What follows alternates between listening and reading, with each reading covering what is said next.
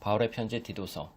디도는 예수님을 믿는 헬라인으로 바울의 신뢰받는 동역자이며 함께 선교여행을 다녔던 동료였습니다. 디도는 예전에 많은 위태로운 상황에서 바울을 도와주었고, 이 편지에서 우리는 바울이 디도에게 그리스의 해안가에 있는 가장 큰 크레타 섬, 그곳 가정교회들 가운데 벌어지는 문제를 회복하라는 임무를 주어 파송했다는 사실을 알 수 있습니다. 크레타 문명은 고대 세계에서 악명이 높았습니다. 헬라어로 거짓말쟁이는 크레티조인데 이 단어는 크레타 사람이 되다라는 뜻입니다. 크레타 섬 사람들은 배신과 탐욕으로 악명이 높았습니다. 그 섬의 많은 사람들은 제일 비싼 값을 받는 용병으로 복무했습니다. 크레타시는 폭력과 성적 타락으로 시달리는 위험한 도시로 알려져 있었습니다. 그러나 크레타 섬은 전략적으로 요충지인 항구들이 많았고 크레타인들은 고대 지중해를 둘러싼 대부분의 지역을 지켰습니다. 그렇게 바울의 관점에서 크레타 섬은 교회 간의 연합을 도모하기에 완벽한 곳이었습니다. 우리는 자세한 사항들을 알지 못하며 어떤 연유였는지 모르지만 교회들은 크레타 지도자들의 타락에 영향을 받았던 것으로 보입니다. 그들 말로는 자신들이 그리스도인이라고 말하나 그들은 교회를 무너뜨리고 있었으며 바울은 디도를 보내 이러한 문제들을 바로잡도록 했습니다. 디도서는 이러한 문제들에 대한 가르침들을 제공합니다. 디도서는 꽤 단순한 구조를 갖고 있습니다. 간단한 소개 후에 바울은 디도에게 교회 안에서 행할 그의 임무에 대한 가르침들을 알려줍니다. 그리고 나서 바울은 크레타 섬 공동체에서 복음에 의해 새로 세워지는 새로운 종류의 가정과 사람들에게 대한 지침을 제공합니다. 그런 후에 바울은 마지막 인사로 편지를 마칩니다. 바울은 디도에게 사도로서의 그의 메시지는 영원한 생명에 대한 소망이라는 것을 상기시킴으로써 모든 것을 열어줍니다. 이는 곧 거듭난 자의 삶을 의미하고 또한 예수 그리스도를 통해 지금 시작할 수 있다는 것을 의미합니다. 그리고 이러한 소망은 아주 오래전에 거짓 없으신 하나님께서 약속하신 것입니다. 지금부터 디도서의 전체 내용에서 기본적으로 중요한 주제에 대해 짧게 소개하겠습니다. 크레타 교회들에게 여러 가지 문제들 중 하나는 그들이 예수 그리스도와 하나님에 대한 이해를 그들이 자라면서 들어온 그리스 신들, 특히 신들의 아버지인 제우스의 개념으로 이해했다는 것입니다. 크레타 섬 사람들은 제우스가 자신들의 섬에서 태어났다고 주장했습니다. 그들은 부정직한 성격의 제우스에 대한 스토리와 신화들을 이야기하길 좋아했습니다. 제우스는 여자를 유혹하고 거짓말을 일삼았습니다. 바울은 그래서 확실하게 정리하길 원했습니다. 하나님은 예수를 통해 자신을 드러내셨고 예수는 제우스와 완전히 다르다는 걸 말이죠. 예수님의 기본적인 성격적 특성은 신실함과 진실함으로 그리스도인들의 삶의 방식 또한 진실한 삶이어야 하며 이러한 삶의 방식은 크레타 사람들에게 변화를 일으킬 것입니다. 그래서 바울은 디도에게 두 가지 임무를 줍니다. 첫 번째는 각 교회 공동체에 장로들이라 호칭하는 새로운 지도자들을 세우는 겁니다. 그들은 성숙한 남편이며 아버지이자 크레타 문화로부터 전적으로 구별된 사람들이며 그들은 진실하며 예수님께 전적으로 헌신하고 절제하며 자신의 가족과 사회에서 너그럽고 사려 깊은 사람이어야 합니다.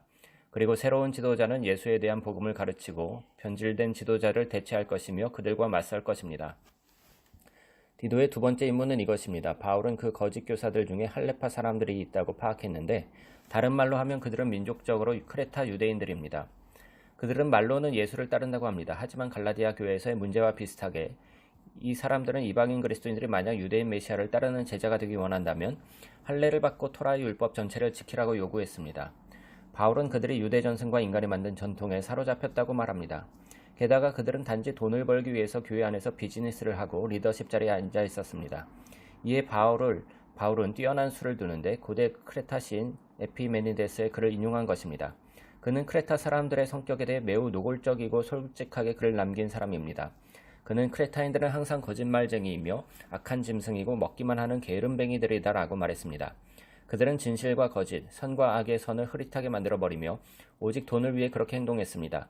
크레타 교회의 지도자들은 하나님을 안다고 시인했지만 그들의 크레타 스타일 삶은 하나님을 부정했습니다. 그들의 문제는 다루어져야만 합니다. 바울은 다음 부분에서 이 문제를 끌고 갑니다. 왜냐하면 부패한 지도자들, 교회에 많은 그리스도인 가정이 있었고 그들은 개인적인 삶에서부터 엉망진창이었기 때문입니다. 세 번에 걸쳐 바울은 그로 인해 빚어진 모든 결과들을 강조합니다. 예수님에 대한 메시지가 신임을 잃게 되었다고 전합니다. 크레타 섬의 비그리스도인들, 이웃들은 이제 트집 잡기 좋은 비방거리들이 생겼고 또한 이 모든 것들은 우리 구주 하나님의 교훈을 빛나게 하지 못하며 그 누구에게도 설득력 없는 메시지라고 말하게 됩니다. 그래서 바울은 예수님께 헌신된 크레타인들의 이상적인 모습을 그립니다. 원숙한 남자와 여자는 전적으로 신실하며 절제할 것입니다. 그래서 그들은 젊은 남자와 여자들의 롤모델이 될 수 있습니다. 또한 젊은 여자는 크레타 사람들의 유행을 따라 잠자리를 암호하거나 해서는 안 되고 결혼을 피해서도 안 됩니다. 그보다 그들은 신실한 파트너를 찾아 안정적이고 건강한 가족으로 양육해야 한다고 말합니다. 젊은 남자들도 마찬가지입니다. 그들은 생산적이고 건강한 시민으로 알려져야 합니다. 크레타 섬의 그리스도인 노예들은 독특한 위치에 놓여 있었습니다. 왜냐하면 우리가 알기로는 복음으로 인해 그들은 바울의 교회 공동체에서 서로 동등한 한 형제로 대우받았기 때문입니다. 그러나 그들은 동등함을 그들의 불의한 주인에게 무례하게 대해도 되는 권한으로 여길 위험성이 존재했습니다. 또한 그들은 노예 모반자들과 어울리게 되어 그리스도인의 메시지에 대한 불신을 가져올 수도 있었습니다. 여기서 바울이 글의 흐름을 조절하는 것을 볼 수 있습니다. 그는 만약 복음이 진정으로 크레타 문화를 변화시킨다면 예수에 대한 복음은 공공의 광장에서 구원하는 힘이 있다는 사실을 증명할 필요가 있다고 믿었습니다. 복음으로 인한 변화는 사회적 대변동을 통해서나 도시 생활로부터 떨어져 틀어박힌 그리스도인들에 의해서 일어나지는 않을 것입니다. 그리스도인의 메시지는 그리스도인이 공적인 삶에 전적으로 참여하고 그들의 삶과 집에서 표면적으로나 내면적으로 똑같은 삶의 모습을 보일 때 크레타 사람들에게 설득력 있는 메시지가 될 것입니다. 왜냐하면 자세히 살펴보면서 그들의 이웃들은 그리스도인은 전적으로 다른 가치관에 의해 살아가며 전적으로 다른 하나님께 헌신되어 있다는 사실을 발견할 것이기 때문입니다. 이것이 바로 바울이 2장의 마지막 문단에서 멋지게 요약한 다른 신들을 믿는 사람과의 차이점입니다. 그는 그리스도인의 삶으로 이끌어가는 가치관은 하나님의 자비로운 은혜 때문이며 이는 예수님의 형상으로 나타났고 그 은혜는 그분이 다시 오실 때 나타날 것이라고 말합니다. 이 은혜는 예수님께서 자신의 영광을 버리시고 그의 원수들을 대신해 죽기 위해 부끄러운 죽음을 택하셨을 때 나타났습니다. 그래서 그는 원수들을 구원할 수 있었습니다. 이와 동일한 은혜로 하나님의 백성들이 부패한 삶의 방식에 아니오라고 말하도록 부르셨습니다. 부패한 삶은 하나님의 아낌없는 사랑과 모순됩니다. 바울은 크리스천 가정에서 거듭난 그리스도인이 살아야 할 비전과 크레타 사회로 시선을 돌립니다.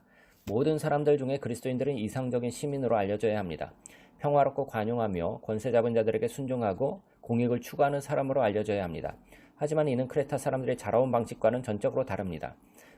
크리스천들은 어떻게 해야 크레타 문화와 다른 삶의 방식을 유지하며 살 수 있을까요? 바울은 그 힘의 원천은 전해진 복음을 통해 완전히 변화시키는 삼위일체 하나님의 사랑에 있다고 믿었습니다. 바울은 정말로 아름다운 시를 지어 복음의 내용을 탐구합니다. 그는 하나님의 자비하심과 사랑은 우리들의 불의에도 불구하고 우리를 구원한다고 말합니다. 그리하여 성령님을 통해 하나님은 사람들을 씻기시고 중생하며 새롭게 합니다.